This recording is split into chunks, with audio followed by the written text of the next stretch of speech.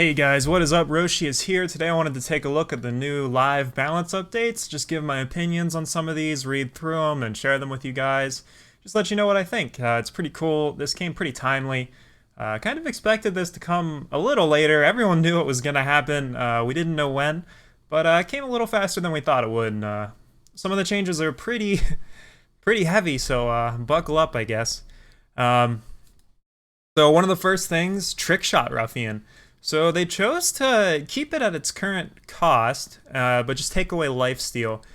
And I like this. I don't know if this is exactly what I wanted to see. The fact that it can still be used with Copper Hall Press Gang, um, I don't know. It's still a lot of damage coming through for a one-cost unit.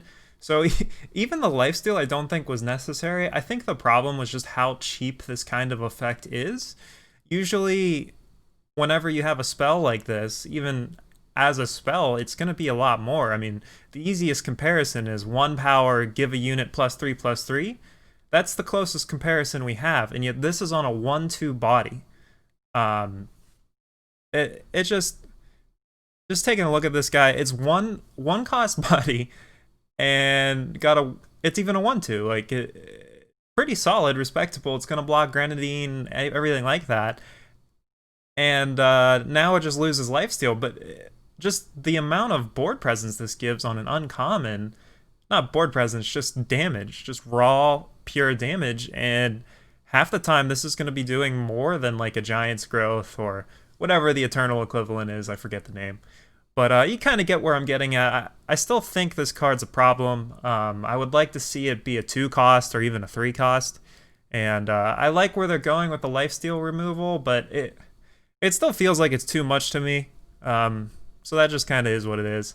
Next up, Crownwatch Press Gang also got nerfed. He's a 5-drop now. Pretty solid. Kicks it out of even-handed Golem territory. The only thing I'm sad about is I was using him in like a Clockroach deck to grab the 1-drop Revenge Clockroach. It's not that big of a deal, but now that probably makes this card less viable in general. But he's kind of always been on the cusp of being broken. People have been using him to grab Alessis and like Nars and stuff, and just it's always been really strong. Just as a basically adding 1 cost to it, and for a 3/3 you'd usually expect to be a 3-drop, but this has Revenge and ends up drawing you 2 cards. So he was probably undercosted at 4.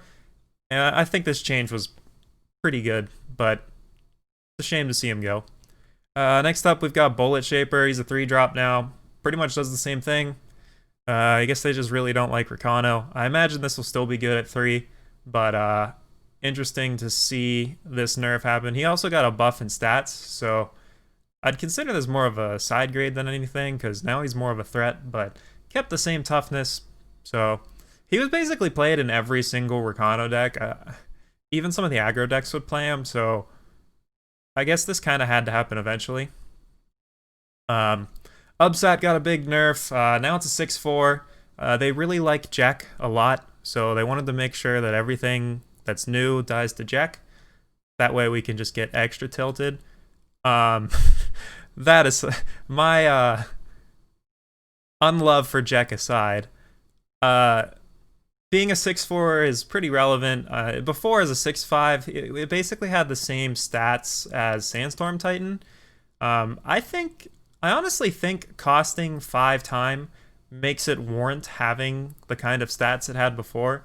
But I think Ubsat needed to see a nerf of some sort. What it was doing before was you had too many games that came down to which of you played Ubsat first, and then you just lost. Like, I've been laddering a bit in Expedition, and before that I was, we had the big Throne ECQ, and there was a lot of games that just came down to I ramped into Ubsat but I didn't draw it, or I ramped into it and drew it, and my opponent, they were a turn behind, and now their whole hand's silenced and they just lose.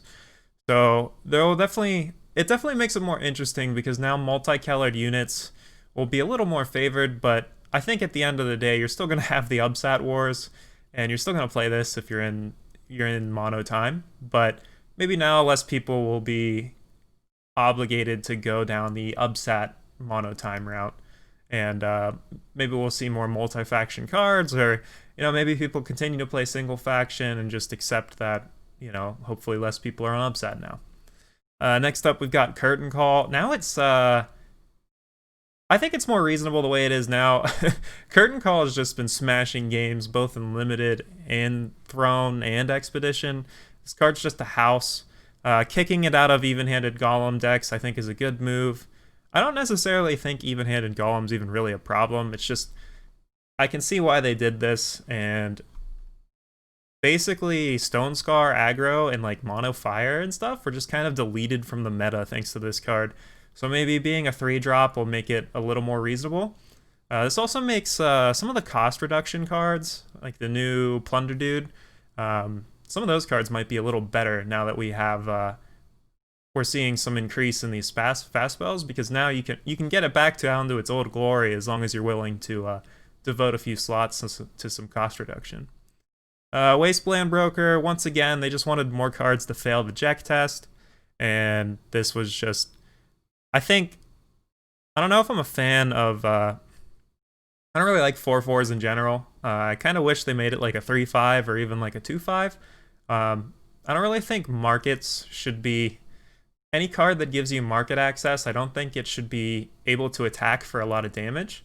Especially stuff that goes in even-handed Golem deck, because it just feels kind of bad whenever your opponent was like, I know in the past when even-handed Golem was a 2/2, like your opponent would be drawing more cards than you and like beating you down faster and just with like no seeming downside. And I kind of felt the same way with Wasteland Broker. So what I would have liked to see is to have it be, have its power nudged down a bit, so it's not as like an arbitrary choice. Reducing its toughness is all fine and good, but just being able to trade with most things is a little rough. Next up, we've got Eager Deputy. I haven't really been playing a lot of Expedition, but when I have, I don't really think this card was a problem. Like, it can be good, but usually it's only like a 1 power or 2 power, and like doesn't get too out of hand too quickly. It usually dies first or something else happens, but I can see why they wanted to tone it down a bit, and being a 0/1's a fair trade. There's a lot of removal in Expedition that deals with this. You've got Blight Moth, a lot of people playing the Condemn, I believe is the word, where you pay 1 power and Shadow and you can hit your 1 cost market, and just a lot of other pings. There's snowballs flying around, so Eager Deputy is going to be a lot more killable while still retaining the plunder, so I imagine people still just play it anyway, but at least now, like most other fire threats, it's still going to die to being looked at, basically. Gentle Grazer got nerfed. I'm sad to see this, but honestly, if you do the math, it was giving you way more power than what it should have. I've been abusing this recently with Magnificent Stranger. There's actually a few games where I was able to play Gentle Grazer and get another Gentle Grazer with my Gentle Grazer because I got a cost reduction. So that's one of the craziest things I've done with it, but you'll see people ripping Annihilate with this. One thing to keep in mind, one of the most common plays that was happening for a while is people would play Gentle Grazer as ambush and then rip Curtain Call. And that combat's just, trying not to swear here, but that combat's just wrecked for your opponent. There's nothing they can do. Like, you've got a 5, assuming you have nothing else on the board, you have a 5/2 with lifelink that can't die. And if you have even one other creature on the board, it's not going to die, it's going to have lifelink. You just negated that whole attack, and you probably killed half of their attackers. So we're going to see that doesn't happen anymore, thanks to changes the Curtain Call. However, if you do have the cost reduction down, you can still pull off the cheesy Curtain Call rips with Gentle Grazer, just maybe a lot less frequently now, and you'll have to put some more effort in. Also, being a 5 cost means Milos is going to hit you one more time before you're able to trade with a Milos or, Jack. And as is always, they try and buff Milos and Jack somehow with every card. Next up, we've got Cautious Traveler. This got buffed with another one of the cards that changed. Maybe they're trying to make Sentinels a thing. I'm with it. That deck's always been fun. It's been one of the more, I'd say it's one of the more fair fun decks. And I think we might actually see more people trying to play the Explorer, Sentinel, Tribal, the dual tribe thing. And that's a fun deck to play, so I'm kind of excited to brew with that and see where that style of deck can take us. Pyro Knight just got a minor cost reduction on its ultimate. I don't really think this changes much, but 5 is way more reasonable than 6, so we'll see. Cool Scrounger, being a 2-drop is actually pretty nutty, and this card's good. I think this card was fine as a 3-drop, but even as a 2-drop, it's still going to be good. Grenadine have always been a solid sleeper deck. I think people just got bored of playing it, but we might see more of them now that one of the key cards is getting a buff. Ancient Defenses being a 3-drop. In the past, I've actually played an even-handed Golem deck that used this card, so I guess this is kind of a nerf for that deck, but I think in today's version of the deck, especially with the Heart of Praxis having had its cost increased, now even Sentinels probably is definitely not a thing anymore. If it wasn't dead already, it's dead now.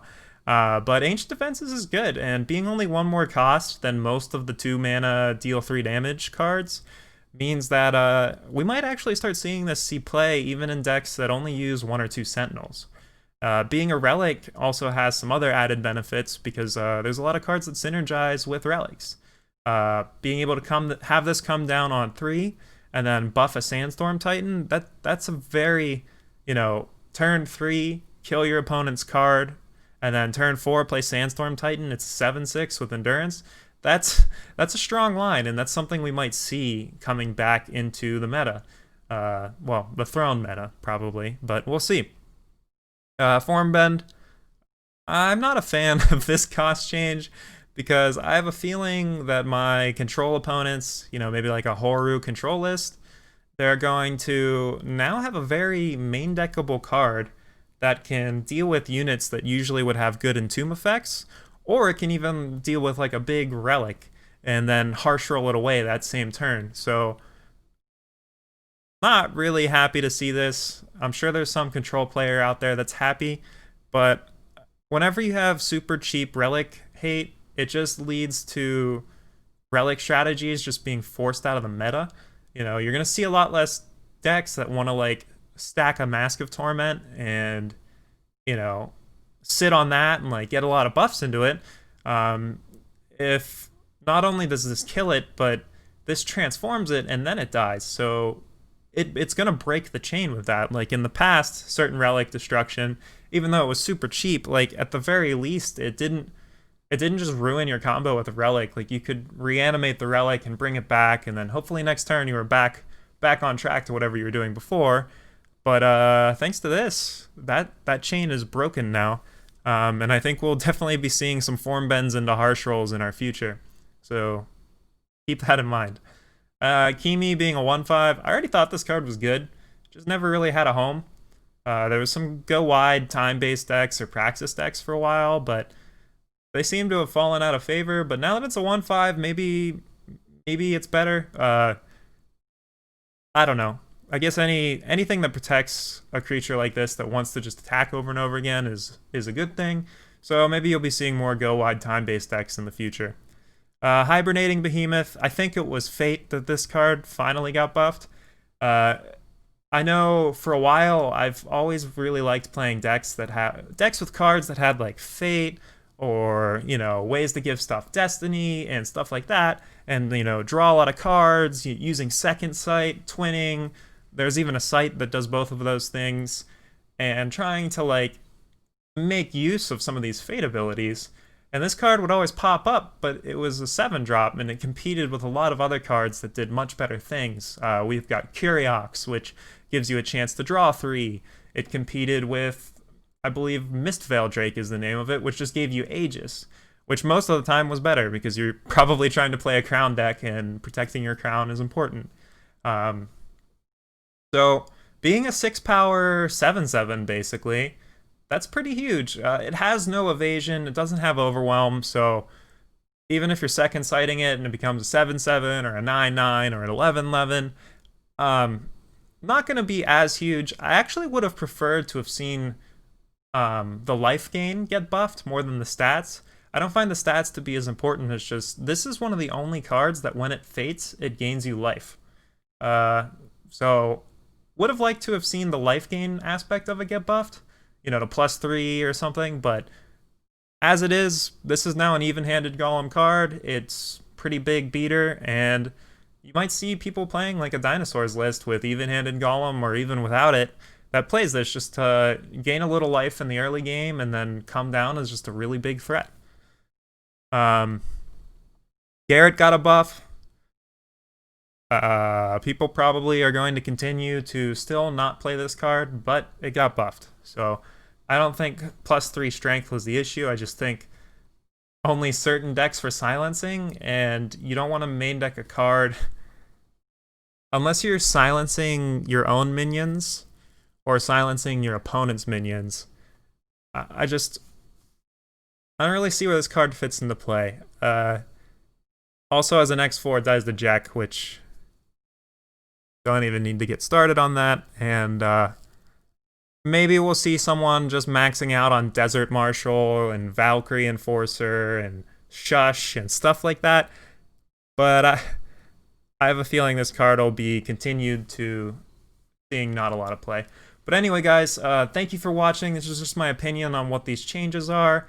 We're probably going to see less Rakano Surge and less Xenon-based decks in our future.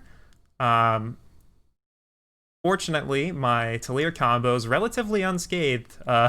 Gentle Grazer got a mild nerf here, and Curtain Call got nerfed a little bit, but I think these cards are still fine, and you can still play them in a Taliyar-based deck, and, you know, Upsat's still pretty good. Silences Jack, which is great, and a lot of other stuff, like a big Ikaria. So overall, I think these changes were a net positive for the game. I'm glad they happened. And I'm pretty happy with how quickly they happened. So even though I don't agree with all of the changes, or maybe I have some different ideas, I still respect the decisions they made, and hopefully we'll not be seeing the Rakano Wars and the Xenon Wars on the ladder anymore. For a while, it felt like every Justice deck was just playing 4 Trick Shot and 4 Crown Watch Press Gang, and it was getting a little stale, because you kind of knew when your opponent was at 5 power, there was a chance you were about to take 15 points of lifesteal damage. And then the game's just reset, or you're just dead. So that combined with not having to play around Curtain Call at 2, that's pretty huge. So excited to play some more Throne and Expedition, and do some brewing with some of these cards. Maybe a Sentinel deck will be in my future. Thanks for watching, guys.